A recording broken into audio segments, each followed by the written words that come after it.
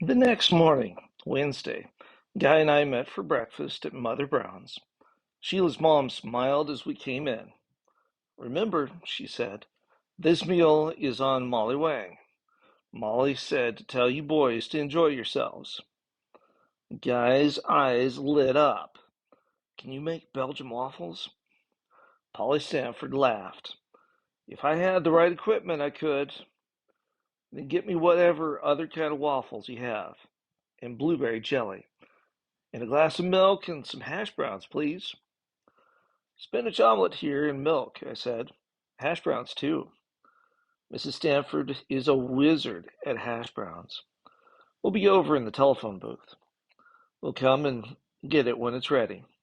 "No, I'll bring it to you," she assured us. "Is that Dutch cheese thing on tonight?" Guy asked me when we got to the booth. "Dutch cheese? Dutch something at the Stanfords. Oh, Dutch Blitz. That's right. I'd forgotten about that." "Do you know how to play?" I asked him. "Never heard of the game, but this means we'd better talk now." "About what?" "About the Hamlet mystery." He yawned. "At breakfast? I can't concentrate this early. It's our only time. I've got to help Mom again today." "Well, hey, what's there to talk about?" "Clues, buddy, clues. We've got to figure out what clues we've got and where they point." He stared moodily out toward where Pauline Stanford was frying hash browns. "I think we'd be wasting our time." "Why?" "I mean, look, I used to think you could tie it all together, but not anymore. Somebody switches the Hamlet restroom signs. The teens cruise through and somebody calls the sheriff. Shirley Logan finds a banner on her store. Molly Wang finds graffiti on her store. Where's the connection? And don't forget Gene Horton's purse and the bench." "I'm getting sick of all of this." He jabbed his finger moodily at a silver salt shaker. "It seems like so much fun when you see it on Murder, She Wrote, but it turns your stomach when it happens to you." "I know." I put my sketchbook on the tiny table and opened it. "But I'm not going to give up on it until I get a few questions answered." "Like what?" "Like where did that banner go? Mrs. Logan throws it in the trash bin at 6:45 in the morning, and someone goes and fishes it out. Who?" "Yeah, and the graffiti on Molly Wang's walls. By the way, did you turn in your film?" "Yeah, yesterday afternoon at the photomats. They're quick." "When will they be back?" "Tomorrow at the latest." I flipped the pages to my sketch of the graffiti. "At least we know for sure that this is the Turton Street gang symbol." He snorted. "You can't be sure of that." "You think Willie might be lying?" "I wouldn't trust that guy an inch." "Why would he lie about that?" "Who knows? To scare us? Maybe, like he tried to do at the gazebo that day." I stared down at the symbol. "Then what we have to do is to go downtown ourselves one of these days and check it out." Willie said that one of these symbols was just around the corner from where we gave out sandwiches. We could see if he was telling the truth. "Want to go today?" "Can't," I said. "Mom's got me tied up today and tomorrow, but probably Friday." "Great. I've got a new roll of film. I could take my camera." "No way." I shook my head. "Not unless you want to get it ripped off. I'll take my sketchbook." "Sketchbooks are cheaper." "Blitz, Blitz." Sheila crowded. "Red." Tony was warningly. Did you shuffle enough? Of course I did, she retorted. And don't call me Red. What are we playing to? 75? Cammy asked. 75, said Sheila. One more round ought to do it. For you. Sheila grinned around at the rest of the group crowded around the dining area of the Stanfords' tiny apartment. Let's take a popcorn break, Mrs. Stanford suggested. Tony, is there any more clearly Canadian soda? Tony glanced at the empty soft drink bottles. I'll go out and get some later, he said. Let's get another round going first. I want to stop Red's winning streak. Dutch Blitz is a cool card game in which you try to get rid of your cards as quickly as you can.